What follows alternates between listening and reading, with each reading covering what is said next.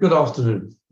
I'm Alan Winters. I'm the co-director of the Centre for Inclusive Trade Policy, and I want to welcome you to this, the very first of a series of occasional webinars on issues of hot interest in the trade policy world. The idea is that we are entering and bringing what expertise we have and what our friends have to current debates of serious policy nature. For this very first seminar, I'm pleased to introduce two speakers. I'll give you a little bit of the ground rules for the organization. Let me mention the speakers. First, Michael Gasiorek, who is a professor of economics in the University of Sussex and a co-director of the CITP with me. And second, Holger Hestermeyer, who is a professor of international and EU law in King's College London. You'll be aware, I think, that we're recording this session, and we are set up for chat, questions and answers, I hope. Please use the Q&A button in Zoom. The chat is disabled. So questions and answers through the Q&A button, I will monitor them and field them off to the speakers. Each of the speakers is going to talk for 15 or slightly more minutes, and then we'll have a significant time for your questions. We'll finish promptly at 2 o'clock, and I think that's all I have to say by way of introduction. So welcome again, thanks for coming, and I'll now hand over to Michael Gasiorek.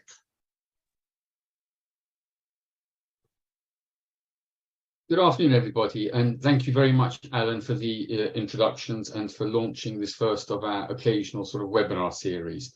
I'm going to speak first for about 15 minutes or so and then hand over to Holger. And let me first of all share my screen with you to make sure that you can see my slides. So just a quick question, can somebody confirm that you can see my slides? Indeed we can, Michael. Great, thank you. So welcome everybody. The focus of today's webinar is really to think a little bit more carefully, delineate a little bit the state of play on UK-EU trade relations and also how they might be improved in the future. So the context, if you like, is the desire or need to make sure that we have good economic relations with the EU. And in that first slide, I put we need to improve our economic relations, which therefore implicitly there is the notion that they're not as good as they could be, and that would be my position. I should say, by the way, that I'm an economist, so I'm going to be talking, an international trade economist, I'm going to be talking much more about the economic aspects of relations with the EU, and Holger, who's a lawyer, is going to be talking about legal aspects, about governance, and about sort of risks and opportunities. So hopefully we will complement each other very nicely that way. So if we're thinking about trying to improve economic relations with the EU, and trying to work out how one could proceed down that route, I think it's important, first of all, to be clear about what has been the impact on the UK and on UK trade since leaving the EU, and I'll say a little bit about that. What are the specific issues facing the UK and facing UK businesses? And then some reflections on what should the UK try to do. So let me move on to the first of these, which is thinking about the impact on the UK and on UK trade since leaving the EU. If we first think about total UK trade, UK exports and imports to all countries, or UK GDP or UK investment, then there is bits of research out there which suggests that there has been a negative impact of Brexit on UK trade. And just last week, Jonathan Haskell of the Monetary Policy Committee was talking about a Brexit-induced decline in investment and productivity amounting of the order of 1.3% of GDP. And the work of John Springford, for example, at the Centre for European Reform, has also been documenting the impact on total UK trade. You can see that a little bit by looking at this chart. Look at the left-hand chart first of all. The dark blue line gives UK exports to the world on a monthly basis from 2012 onwards. And in each case, what I'm doing here is I'm comparing exports to, in any given month, to what they were in 2012. So if the blue line goes up, it shows that trade is higher than it was in 2012 and vice versa. So it gives you a picture of how UK trade is performing relative to how it did in a baseline, which in this case is 2012. And then all the other pale blue lines are lots and lots of other countries in the world, the EU countries, OECD, BRICS, and so on. So a wide range of countries. What you see is that prior to the referendum, the way the UK was performing was relatively in the middle of the pack, if you like. By the time you get to the post-TCA period, sure, UK trade is higher than it was in 2012, but the extent to which that is the case is much more so for other countries than it is for the UK. And this gives you a visual representation which demonstrates or indicates quite strongly that the UK is not doing as well as other countries. Doesn't tell you why, but that's what it indicates. And then you see a similar picture with regard to imports. If we look at trade with the EU itself, what I had before was total trade, what we have observed is asymmetric impact on trade. When I say asymmetric, I'm thinking about the difference between exports and imports. So if I take exports of goods, they initially slumped dramatically, but then in aggregate total trade, we've seen that UK exports to EU relative, let's say, to UK exports to non-EU countries have by and large recovered in aggregate. However, that's not true of all sectors. We've seen a substantial decline in some sectors, food and tobacco, leather, textiles, footwear, transport equipment, and so on, where trade is persistently down. So although in aggregate it's recovered, it's not true of all sectors. We've also seen a big decline in the number of EU markets to which products are being exported to. So now take a look at this chart, which what I'm doing here, I'm now comparing in each case to 2018, and I'm looking at, think of a car being exported to France and a car being exported to Germany. Each of these is a separate product country combination. And the red line here gives you how many of these product country combinations, how they have changed over time since the introduction of the TCA. And what we see here is a very, very substantial decline, essentially in the number of countries to which products are being exported to in the EU. So this again demonstrates what suggests there's been some very big changes or impact on UK exports. With regard to goods imports, they haven't recovered. So we saw a big decline initially with the TCA, and that decline in imports by and large has remained. So in the first year of the TCA, we saw a widespread decline of imports from the EU of around 25%. In the last year, there's some evidence of some recovery of it. And then we've got various surveys of firms, for example, by the British Chambers of Commerce, BCC, that report on significant problems that firms are having. And here you see a chart or a table of the sorts of responses that the BCC are getting in their surveys with regard to the problems associated with Brexit. The blue column is what they reported in 2021, the red column is 2022, and we see that, for example, some of the biggest Brexit-associated problems are to do with red tape, bureaucracy, and paperwork. Other big challenges to do with customs and border controls, and the one area where we've seen a big change between 21 and 22 is the increased costs of trading with the EU. All of this is by way of saying, clearly Brexit has had an impact on trade. Services trade, the picture is harder to unpick. The data is less granular. It comes out less often, but essentially there's a similar picture to the above. So a bigger impact on imports than on exports. Let me move on to the second of the points I put in my initial slide is, so what are the specific issues? If we want to improve relations with the EU, with regard to what? How do we want to do this? What are the actual specific issues? I've got a relatively long list of issues here on this slide. It's not intended to be fully comprehensive, and I'm not going to go through all of these in a large amount of detail, but let me go through some of these. So one of the areas that we've seen firms report issues are to do with labour and skill shortages. So the Trade and Cooperation Agreement with the EU did not give mutual recognition of professional qualifications, which is, for example, an issue for accountants, architecture, design, and legal services, which makes it harder, not impossible, but harder for those professions to practice or to work in the EU.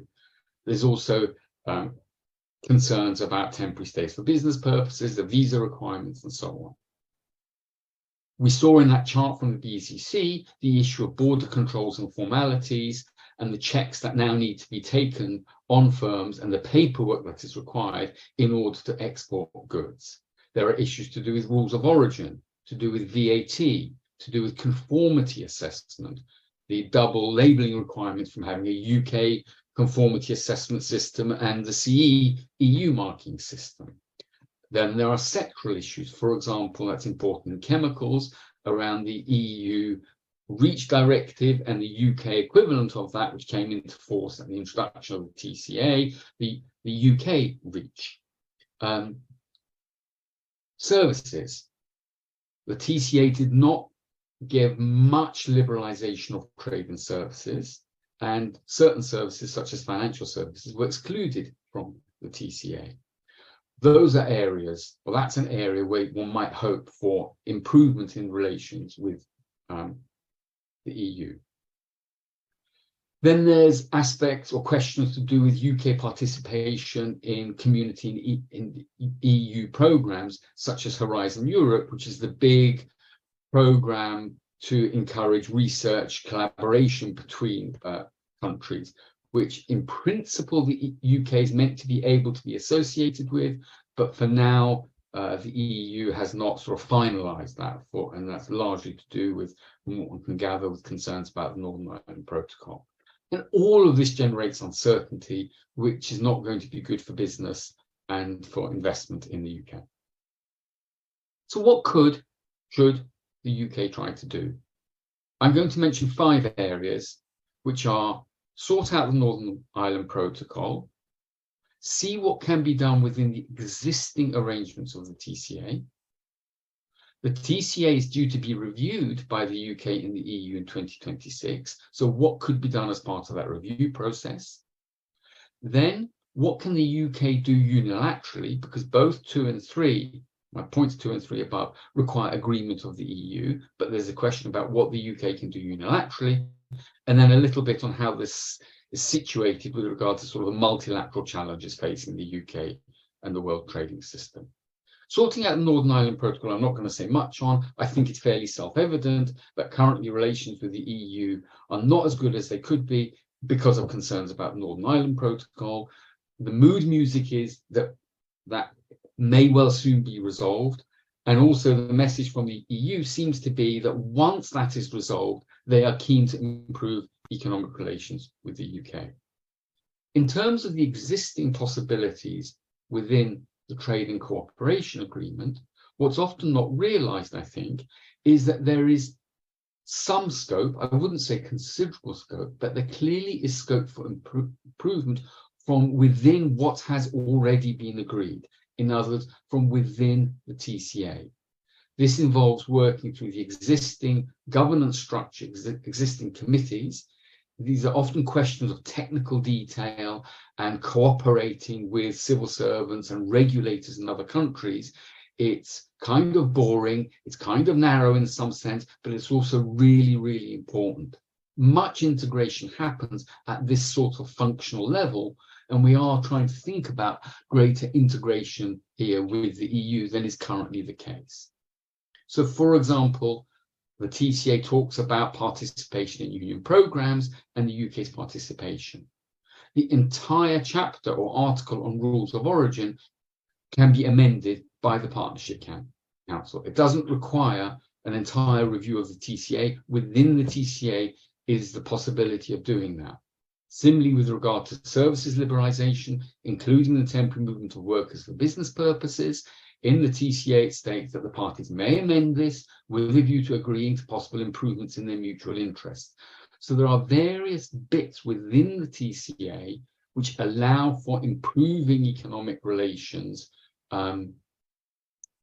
with the EU, and I've listed some of the ones that I think are perhaps more important here on this slide. But note also, within the TCA, there's also scope for dispute via the level playing field provisions and the rebalancing mechanisms. And that might end up being important, possibly in the light of the retained EU law bill. Then we have the review of the TCA, which is due to take place in 2026. And in principle, this should allow for a wider set of issues to be discussed. In other words, to think about areas of improving economic relations with the EU, but which are not currently part of the TCA. So where might there be some traction or possibilities here? Let me mention a few. An SPS agreement, which would make it easier, make trade in food and live animals easier. But remember, that's only 6.3% of UK exports to the EU. So while not unimportant, it's not going to impact on a wide on a large amount of UK trade with the EU. There are issues around the mutual recognition of professional qualifications, the temporary movement of workers, mutual recognition for certain products or sectors that might be achievable through closer work with EU regulators, participation in union programs, possible inclusion of financial services. I'm not saying any of this is easy, and it's easy to draw up a shopping list, a sort of a wish list of things that one would like to see improved, but at least one needs to identify the areas one would wish to see improved. Of course, it needs the EU to agree to these, and I'll come back to this later. A comment on the idea of a Swiss-style agreement with the EU. In the press a few weeks ago, and lots of commentary, this was much derided. And I can understand it. Clearly, the EU will not want the same sort of current arrangements with the UK that the Swiss have with the EU. They're not going to agree to that. But the reality is that a major rewrite of the Trade and Cooperation Agreement is not going to happen.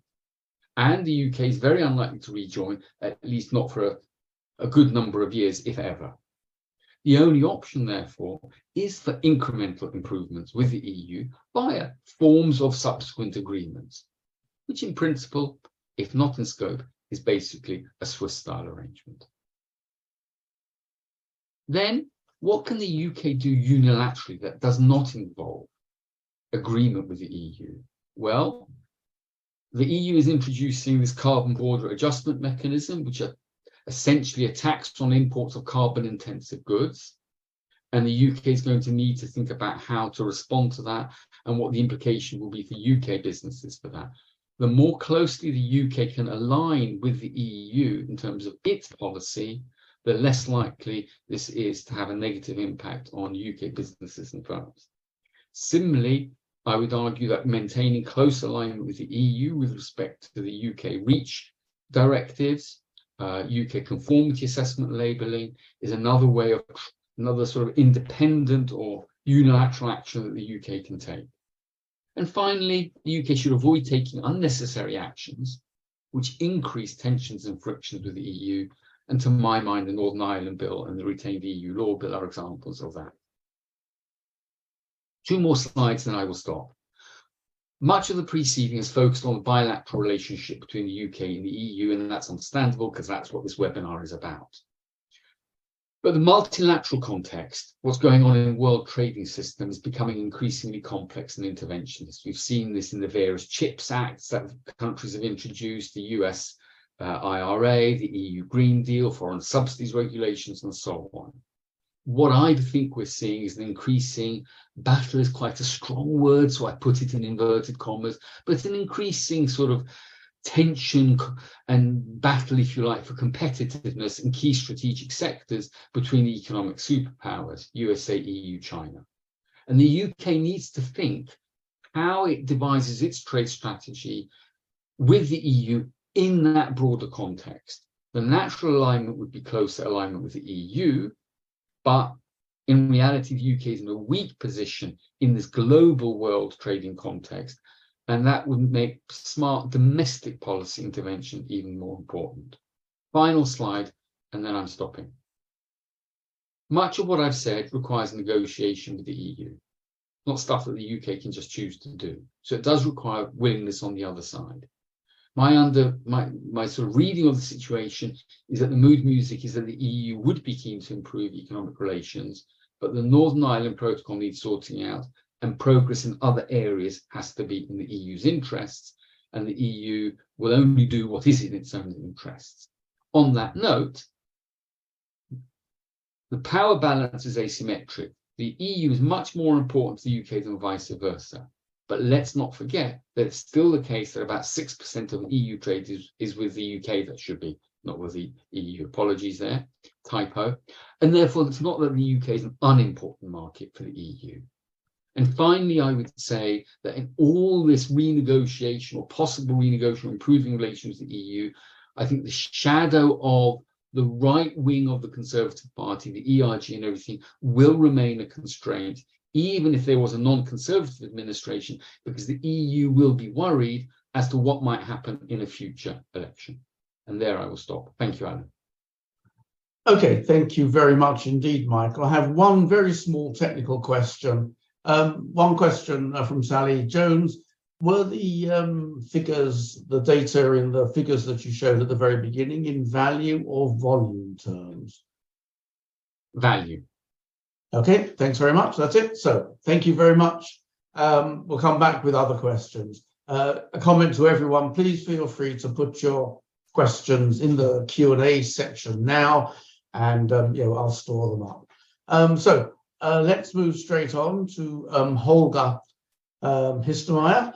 There he is, a professor of international and EU law in King's College. So Holger. Thank you so much, Alan. Thank you very much, Michael, also for the invitation. It's a pleasure to be here and to see so many friends in the participants.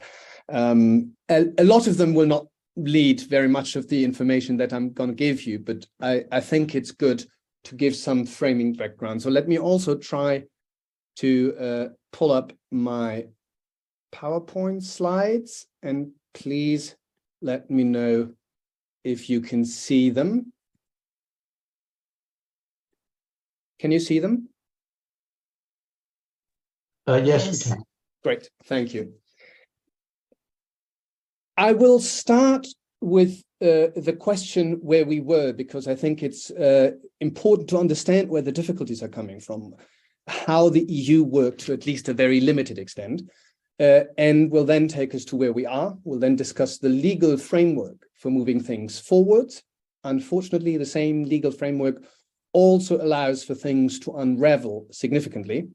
And finally, I'm going to make a couple of points about where to go and future legislation, and discuss some pitfalls and how we should move forward.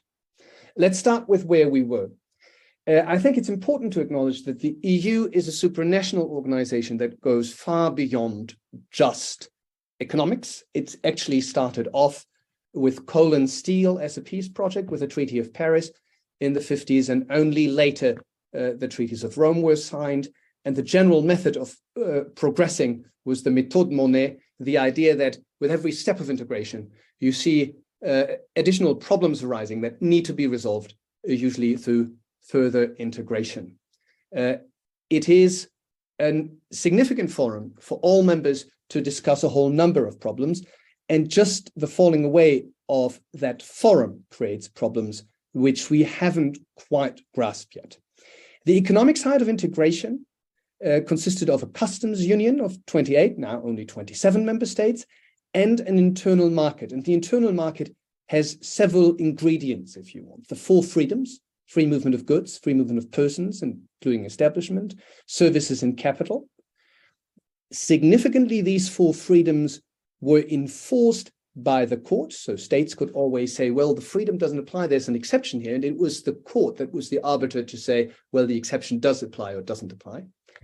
And an additional component of that internal market, harmonization, And all of these rules work through direct effect and primacy, allowing states to trust the legal system of other member states, because these rules were directly effective, were also enforced by the Commission and by the Court of Justice through infringement proceedings and references for preliminary rulings. The EU, of course, also has its own external trade policy through which it has signed a whole number of trade agreements. So this is the integrated system that we left that allowed for frictionless trade.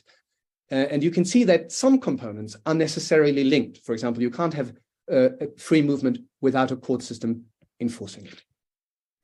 Where we are now is that in February 2020, the UK left the European Union. The withdrawal agreement entered into force.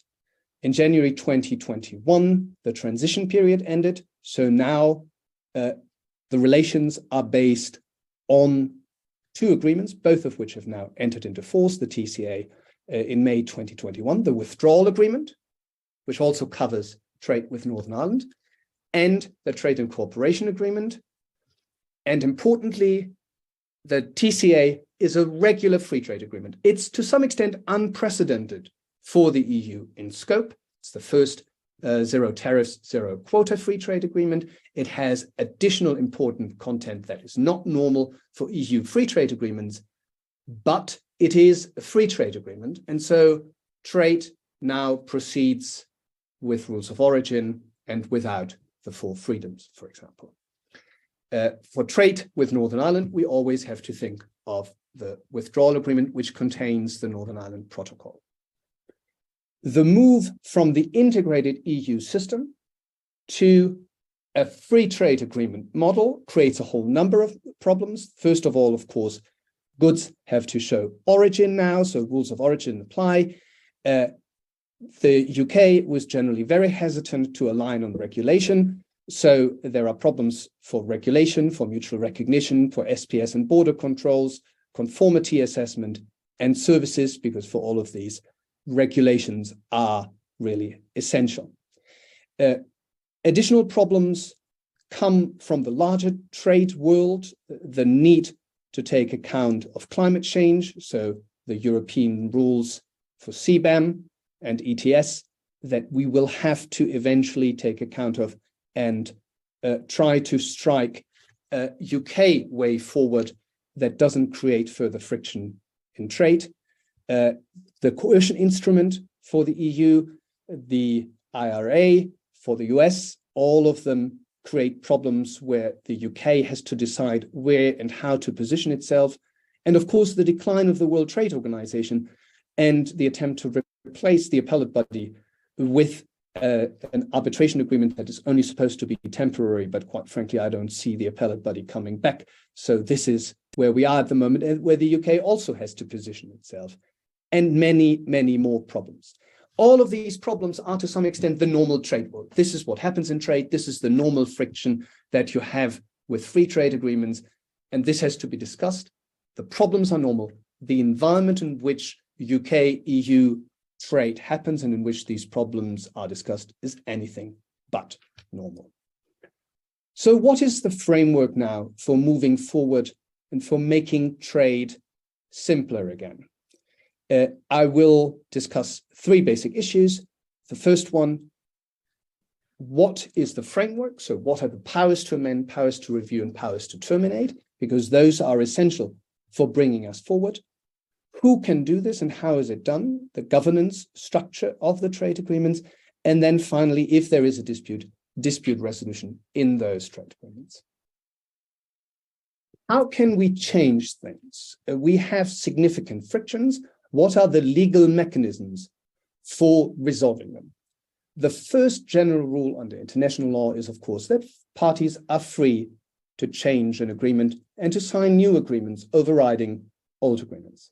If that happens, though, it happens under normal procedures for signing agreements, which means for the EU, competences have to be followed, the Council has to give a mandate. All of this takes time and is complex. So, to make things easier, a lot of modern treaties actually delegate some changes already to a committee structure in the agreement. And this is what the TCA and the NIP do to some extent. They empower the committees to make some changes, to some extent significant changes, and all of these changes are easier to make than a wholesale treaty revision. A wholesale treaty revision, as I said, would require a mandate from the Council on the EU side. By the way, this is really important also for the current debate about the Northern Ireland Protocol. There is no mandate for treaty change, so it is unlikely that what is discussed is a formal treaty change, and we will end up with a discussion of what can be done informally through authoritative interpretation, pretending it's not a treaty change, but really getting close to it. Now, for the Northern Ireland Protocol, there are some rather significant amendment powers by decisions by the Joint Committee, which is the committee of the UK and the EU acting jointly. For example, the definition of at-risk goods. So significant simplifications of trade through a lax definition of at-risk goods, and similarly through measures under Article 8 on VAT can be done through this simplified procedure acting through the Joint Committee rather than a formal treaty change. The treaty also contains provisions for review for the internal market, but also for VAT, but significantly also for the termination of the protocol. And we all know this is Article 18 and the requirement of democratic consent. The TCA is rather exceptional in the amount of powers granted to committees and the Partnership Council as the highest body of the two parties acting together, and the amount of termination clauses the treaty contains. So there is significant scope for improving the trade relationship, but also significant scope for unraveling the trade relationship. I just mentioned some examples. For 4 years, the Partnership Council can correct errors through the simplified procedure. That's Article 7 of the TCA. The Partnership Council has the power to amend the Rules of Origin chapter, simplifying all matters that have to do with rules of origin. That's Article 68. And there's a simplified procedure also for recognition of professional qualifications. So some significant, but as Michael already said, possibly boring and rather technical from the outside measures can be taken. What is important is we will always remain within the model of a free trade agreement. None of these powers go beyond that model and would allow us to have anything resembling the internal market or a customs union. There are significant review clauses coming, for example, from the rebalancing mechanism, but also for fisheries and for the overall agreement that was already mentioned. That's Article 776. And a whole number of termination clauses for numerous chapters and parts, as well as the overall agreement. Some of these clauses are rather specific. So, for example, if the UK terminates its membership in the European Convention on Human Rights, that triggers the possibility to terminate the chapter on judicial and criminal law cooperation. What is the framework, the governance framework? For both agreements, that's rather similar. There's a joint committee in which both parties are present as the highest organ, and below that, there's a number of specialized committees where experts meet. Similar image, only vastly more complex for the TCA, Partnership Council, underneath the Partnership Council, the Trade Partnership Committee, and then specialized committees and trade specialized committees discussing all of the detailed issues. This structure is not just theoretic. There have been numerous meetings already of these government bodies. For the Partnership Council, the first meeting was on June 9th, 2021. The Trade Partnership Committee has met twice. Specialized committees have met between 2 and 5 times now. Of course, for a trade relationship as complex as the UK-EU one, that is not a whole lot. Some decisions have been taken. The Partnership Council has taken 5. Specialized committees have taken decisions as well. On the withdrawal agreement side, there have been 9 meetings of the Joint Committee and meetings of specialized committees, in particular citizens' rights and the Northern Ireland Protocol committees. There have been 7 decisions so far by the Withdrawal Agreement Joint Committee. If the parties do not get along, of course, there is dispute settlement. And the dispute settlement procedures in both agreements vary, and I'm not going to go into the details, but one important aspect is involvement of the Court of Justice of the European Union. Under EU law, that's opinion 213 in the Achmea case, if there is a decision interpreting EU law binding on the EU, that has to come from the Court of Justice, and that limits what is possible in terms of integration if the Court of Justice is not involved. The withdrawal agreement does involve the Court of Justice. It has a dispute settlement proceeding, a state-state proceeding through arbitration in Article 167. But if there's a question of EU law involved, there's the possibility of a reference to the Court of Justice, Article 174. And for the Northern Ireland Protocol, additionally, there is the power of the Commission to start infringement proceedings. That's Article 12.4. And you can see how you can play around with that in the current debates. You can't change the power of references, which is also in the Northern Ireland Protocol, but the Commission could make a commitment to go through dispute settlement under the withdrawal agreement rather than through infringement proceedings under the NIP. The TCA has normal free trade agreement proceedings, state-to-state proceedings, arbitration between the EU and the UK. The ECJ is only involved in union programs. That's Article 728. There are 2 significant dispute resolution innovations: the level playing field, which allows a party to level the playing field, one assumes through imposing tariffs, if the other party changes lowers the levels of environmental standards, of labor standards, if there's divergence of the 2 parties in those areas that have an impact on trade. There's also the possibility of faster remedial measures for subsidies that allow you to first take the measures and only then go through dispute resolution. Now, that is the general framework. Of course, there are pitfalls for the relations between the EU and the UK, and I'll list 3 of them. First, there's the Northern Ireland Protocol bill. Content-wise, the bill would disapply the central provisions of the Northern Ireland Protocol, those provisions that are essential for not having a north-south border. So the model that was chosen for the Northern Ireland Protocol bill would basically be broken if this bill comes into force. Disapplication also reaches to enforcement by the Commission, but also rather peculiarly through dispute settlement under the withdrawal agreement. Now, of course, you can't really disapply international law as international law, but it wouldn't apply as national law.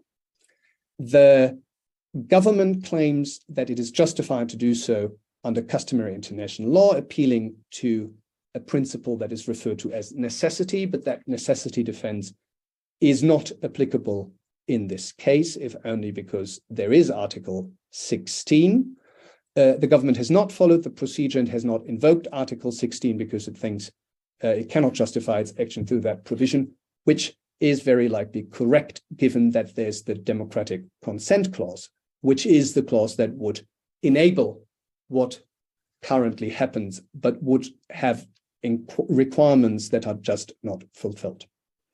Consequences of the Northern Ireland Protocol bill, if it comes into force, the model currently chosen would be dead. And at least if you take what the EU says literally, it would say that it has conditioned the trade relationship on Northern Ireland being resolved in a sustainable manner and the bill working, the Northern Ireland Protocol working. So the consequences would be rather grave. Already what we saw was the non-implementation of UK membership in the European Research Programme. The UK has here started the first dispute resolution case. Further problems, the retained EU law bill, which would basically get rid of all retained EU law. Consequences are entirely unpredictable. The impact assessment speaks of 2,400 pieces of retained EU law, but the dashboard now mentions 3,074 unchanged pieces.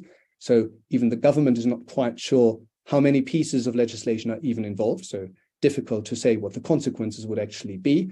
The impact assessment does not seem to mention the TCA and possible level playing field consequences, which are quite likely to happen here. And then, of course, there's the European Convention on Human Rights. If that falls, law enforcement and judicial cooperation in criminal matters would likely fall, and the Good Friday Agreement is conditioned on the ECHR being applied in Northern Ireland. How can we move forward? Two quick aspects, and I'm going to be very fast on that because I see Ellen appearing in my dashboard. The UK alone, and the UK and the EU together, the UK alone is now in a position to assess all laws on its own, which means it can decide to diverge. It can decide to diverge actively, which means passing legislation that is different from EU legislation. That's the case of the Genetic Technology Bill for now, even though the EU is considering similar measures, apparently. And there's passive divergence, meaning the EU passes new measures and the UK does not follow them. That's the European Food Safety Authority, for example, banning a new food additive, a decision not followed by the Food Standards Authority. Part of the evaluation of this, and I'm speaking now of good practices and what the UK should do, is to weigh advantages and disadvantages of divergence. The UK can move quickly, and that can be an advantage, but it also has to consider disadvantages. So, for example, follow, of course, international obligations, consider if there's a level playing field danger here, which would risk trade relations with the EU, and consider interests of industry. And here the REACH directive and UKCA are significant examples. It is possible, of course, to draft better legislation on chemicals and on product markings, but for industry, they likely want to have access to both the EU and the UK market, so need to fulfill both requirements. For them, it is just and only an additional cost. And bear in mind that the EU market has a GDP of 17 trillion US dollars, the UK of 3. So some industries might say, you know what, we will incur the cost for the UK, we will incur the cost for the EU, but not for the UK. It might be in our interest to simply waive in products that fulfill EU requirements as a good practice, even though that means we're a rule taker. On moving together, I think I don't have to add anything to what Michael has said. The most likely route to proceed is the built-in agenda, which was also explained by Peter Holmes in his recent paper on reviewing the TCA, the built-in agenda in the treaties, giving amendment powers to the governance bodies of the treaties. Those are the simplified procedures that are, if you want, the low-hanging fruit we can achieve without going through formal treaty-making processes, which will take years. This is normal trade agreement stuff. It will involve barter. It will involve claims of cherry picking on both sides, but cherries can be picked if both sides get cherries. Thank you very much. Thank you very much indeed, Holger. So if you stop sharing your slide, I haven't got very many questions in the Q&A, so let me urge our expert audience, I've also looked at the list, to raise some questions. I've got a couple of questions for you, Michael, and possibly one from me to Holger. First, going back to the trade data that you put up, to what extent do you think any of this is a reflection of the depreciation of sterling since 2016? Did that have a role? I think, very briefly, I understand it's a research project, but the 20 seconds. I mean, as you say, it is a research project. So the way we have done this, in in the first set of graphs that I put up, we aren't controlling for exchange rate changes, and clearly that could have impacted, the exchange rate could have impacted on it. In the more formal econometrics, sort of statistical techniques that we're using, the way we're incorporating those techniques should control for exchange rate changes. And so the results I'm talking about, these asymmetric effects on exports and imports, are controlling also for exchange rate changes. Okay, thanks very much. And the second one, which I think is again fairly sort of straightforward. I mean, we are recording a significant decline in UK imports from the EU. I mean, to what extent is that replaced by additional imports from other trading partners? And if so, whom? Okay, let me just clarify one aspect of this. We're recording a significant decline in UK imports from the EU relative to UK imports from non-EU countries, is a better way of thinking. These are, these are relative changes as opposed to necessarily absolute changes. So hypothetically, it could be that we're importing more from the EU and from the rest of the world. It's just that that the magnitudes are greater with regard to the rest of the world than the EU. As to which countries we're importing relatively more from the rest of the world, I'm afraid I don't know. Haven't looked at that, but it would be interesting. Another future research question. Excellent. Well, we're a research centre in the CITP, so we like research questions. Okay, so I've got a couple of other questions now, so let's go straight to them. From Peter Foster for Holger. What do you think about the idea of a reverse retained EU law, i.e. that the UK legislates formally to align, acknowledging this unilateral action isn't single market membership, won't leave the UK subject to the ECJ, but does it provide the basis for a wider, deeper discussion in your view? Curiously, something like that seems to exist in the area of the IMO, so the International Maritime Organization, and for some maritime standards, where the UK automatically implements the international standards through UK law. I do think it would definitely improve the mood music, and I think just from a purely egotistical UK standpoint, in some areas it would make sense. But I would prefer a model that roughly resembles the Swiss one, which they call autonomer Nachvollzug, where they say, we look at every single new EU act, and as a rule, we will just copy it if we don't have problems with that. And if we do have problems, we won't. So a sort of sifting mechanism. I don't think it would automatically create better access, but I do think it would create the space for improving access and for mutual recognition, definitely. And can I ask a supplementary on that, Holger? I mean, what's the situation if the Swiss choose not to adopt a piece of EU legislation? I mean, is it extremely painful? For them, the whole procedure is extremely painful because they don't have an automatic institutional implementation mechanism. So everything needs to be decided anew, and there's constant negotiations. And if they decide to no longer copy, then the EU will eventually decide to no longer grant mutual recognition, and that creates problems. But I think as a matter of just good UK policy, given that the UK sits next to a regulatory giant, it will have to take account of the rules there as a matter of rulemaking. Whether that's something really nice or not, it is economically necessary. Okay, thanks. A little note from Peter Holmes, who observes that the 5-year review article in the TCA excludes financial services. Slightly strange, but we get special treatment for finance, I guess. But he also has a question for you, Michael, which I think is quite straightforward. What happens if we compare the growth of UK exports to the EU versus the growth to the rest of the world? Yes, so in a way, my answer is going to be fairly similar to what I gave you earlier. In that more formal econometrics that we are doing, that's exactly what we are doing. And what we're finding is that although there was this initial decline in exports to the EU relative to the rest of the world, over time, in aggregate, UK exports appear to the EU, relative to the rest of the world, appear to have recovered, but that's not true of all sectors. Okay, thank you. Very nice brief answers. So I really appreciate that. Completely just a change of direction, but again from Peter Foster,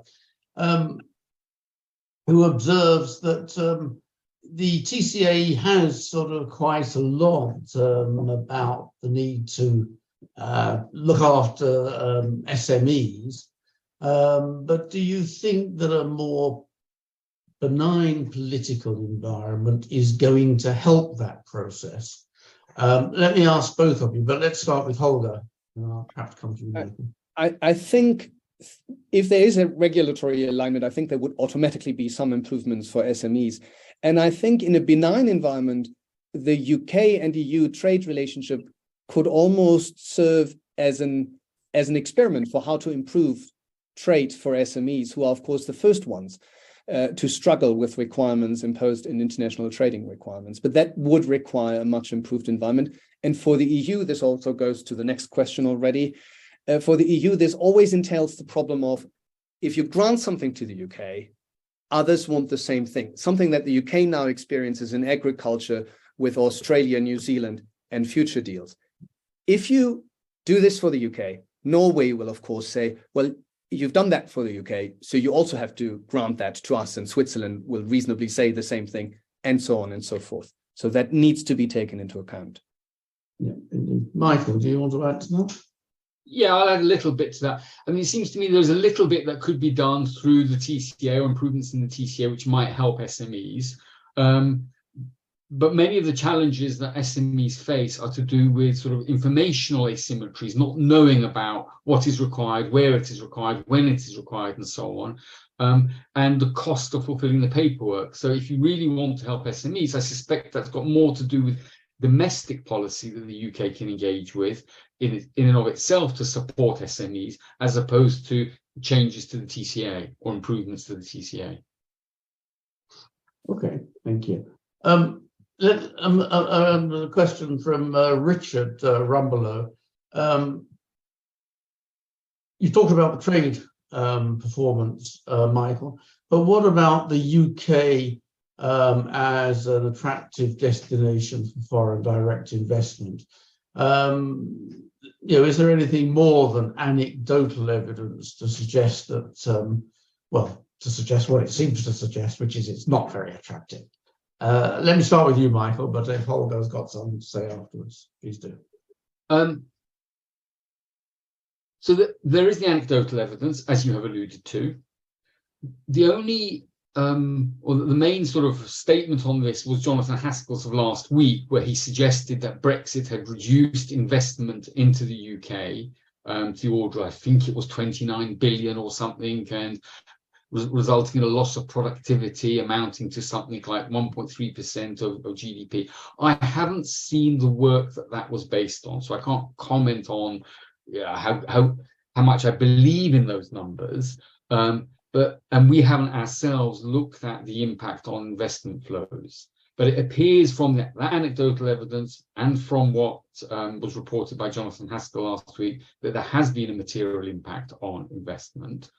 Let me make the general point, which is that there is quite a lot of work done by economists which shows that firms care about certainty, or they worry about uncertainty, and that tends to have a negative association with investment flows. It seems fairly clear to me that we currently face a fairly uncertain environment in terms of our relations with the EU, in good part because of the Northern Ireland Protocol, but also because of the retained EU law bill. It's not clear what is going to be changed, how much is going to be changed, what is going to be retained. All that uncertainty, it's very hard to imagine that would not have a negative impact on FDI flows. Yeah, and indeed, one of our researchers in CITP, Nico Tamberi, had a paper which we put out under UK TPO suggesting that the uncertainty created just by the referendum had reduced inflows of greenfield FDI. Holger, do you want to join in this conversation? Yeah, I would, as a regulatory point, I think if you think for an investor, and as a German, I always think of the car industry just as an example, most of them are multinationals, most of them have factories everywhere and want to benefit and sell everywhere. So they have to take a decision, where do we build the next model? And where do we want to sell the next model? And it's a competition between existing factories. The investment has already been made. Now it's about further future investments. And for them, it's a competition. Every single factory will make a business case saying, come on, invest here because we have the best conditions. And the other factory in a different country will make precisely the same case. The more trade barriers there are between the UK and the EU, the worse the case for factories that want to sell products to the EU. Now, we can still attract other investment, of course, and particularly in research, where afterwards the result of the research can float globally. But for the factory actually building things and exporting them, if there are trade barriers, that's a disadvantage for the factory. And if it's not made up in any other issue, that investment will not come to the UK. That's just the logical economic decision-making for the company. Okay, thanks. Another question from Peter Foster, but I think he promises that's the last one, about the arrangements for VAT, that the TCA chapter on VAT is pretty similar to Norway's, but British industry is pretty keen to go further. I get a question to you, Holger. I mean, is there further that they can go, or is the sort of, the VAT arrangements in Europe so tight that you really can't go much further?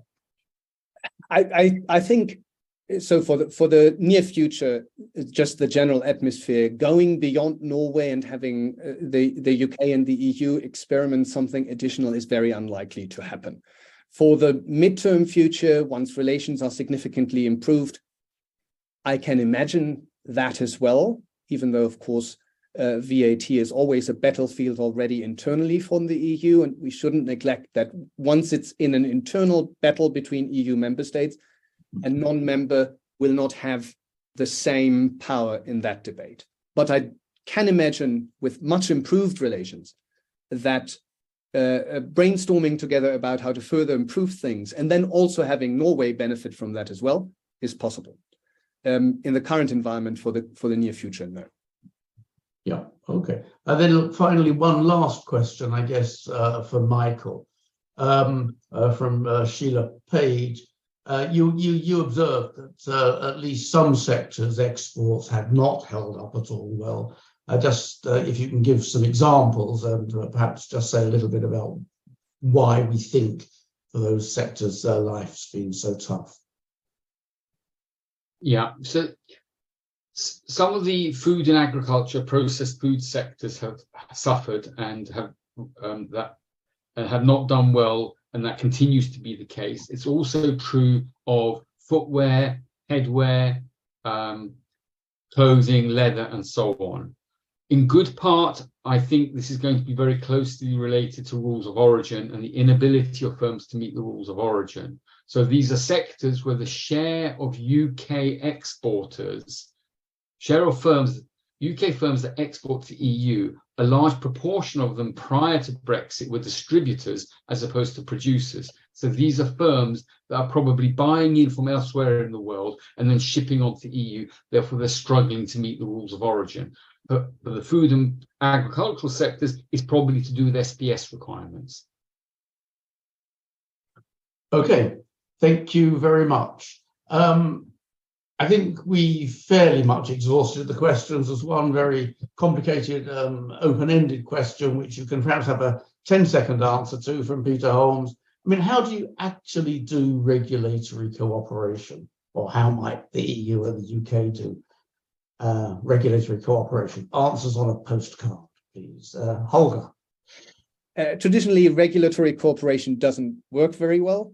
To improve it, I think very, very early engagement on both sides would be required, because once you are in the political maelstrom on either side and politicians have committed, it's really, really difficult for anyone to back down, even in the domestic processes, to do so because of foreign interests is almost impossible. So I think early engagement, constant engagement is key.